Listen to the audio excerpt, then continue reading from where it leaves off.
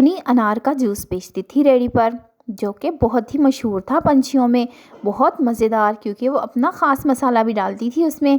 Red red अनार होते थे, ताज़े ताज़े, और ठंडा ठंडा जूस जब वो पंछियों को देती तो पंछियों को मज़ा आ जाता, क्योंकि ये अनार उसके अपने बाग के थे। टूनी बहुत ही मेहनत से अपने खेती बाड़ी करती और अनार उगाती और फिर उससे जूस बनाती थी। बहुत लाल लाल सा जूस होता था उसका, जो कि सबको बहुत पसंद आता था। टूनी की बहुत बिक्री होती थी और वो खूब पैसा कमाती थी, क्योंकि वो मेहनत करती थी, बिल्कुल पानी नहीं मिलाती थी उस जूस में।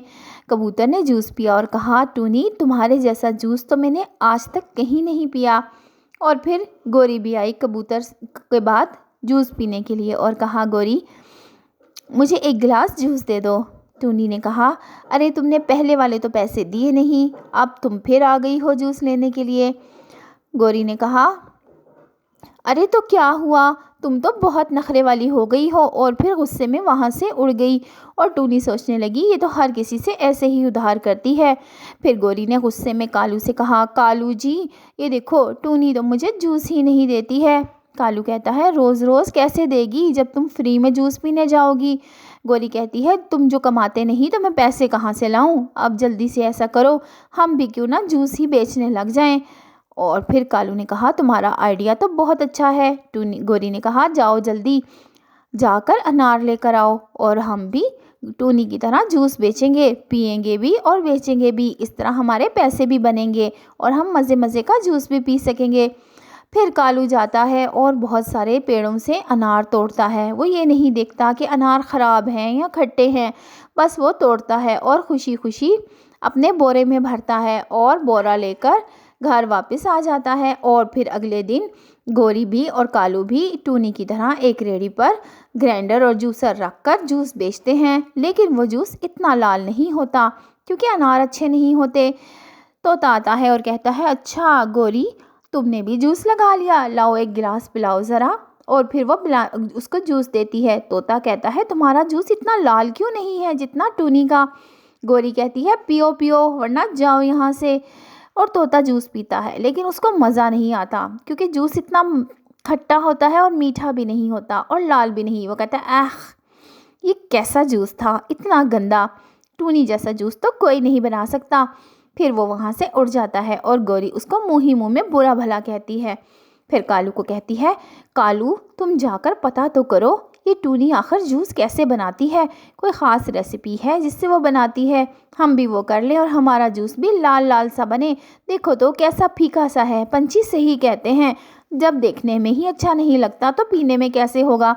सुबह से मैंने भी 2 गिलास पिए हैं, बिल्कुल मज़ा नहीं आया। फिर कालू कहता है, तुम ठीक कहती हो। और कालू वहाँ से उड़ जाता है और दूर छुपकर टूनी को देखता है कि टूनी कैसे जूस बनाती है। टूनी देख लेती है कि कालू उसे देख रहा है। वो समझ जाती है कि वो उसकी रेसिपी चोरी करने आया है। वो कहती है, चलो जूस बनाती हूँ। ये अनार के दाने डाले और अब मैं इसमें डालूँगी लाल मिर्चें ढेर सारी, ताकि जूस लाल लाल हो जाए। और टूनी उसको दिखाने के लिए एक जग में लाल मिर्चें डालती है। कालू देख लेता है कि अच्छा, ये है इसकी ख़ास रेसिपी। और फिर कालू बहुत खुश होता है कि मैंने तो असली रेसिपी सीख ली टूनी की। और आकर कहता है, गोरी गोरी, आ गया आइडिया। टूनी अपनी जूस में लाल मिर्चें डालती है, जो इतना लाल जूस होता है। गोरी कहती है, ये लो, मैं भी डालती हूँ इतनी ढेर सारी लाल मिर्चें। अब पता चला, अच्छा ऐसे होता है लाल जूस, अब आएगा मज़ा।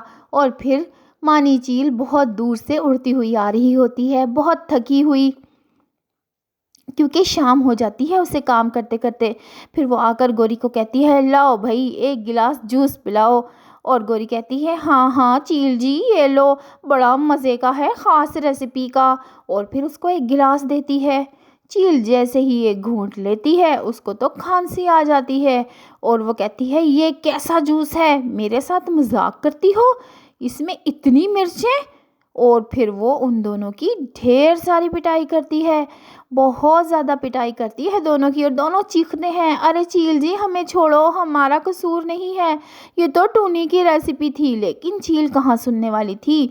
चील इतनी पिटाई करती है कि दोनों जूस वूस का ख्याल छोड़ देते हैं और फिर अपना काम छोड़कर भाग जाते हैं। और चील को गुस्सा तो बहुत होता है, लेकिन वो अनार ही उठा कर ले जाती है। तो प्यारे दोस्तों, जो किसी के साथ चालाकी करता है ना, वो हमेशा खड्डे में गिरता है। अम्मा सबसे एंड में मेरे पेट पे बोला है ना। आपके पेट से आवाज़ आ रही थी? हाँ। बेटे, आप बहुत गंदी चीज़ें खाने लगे।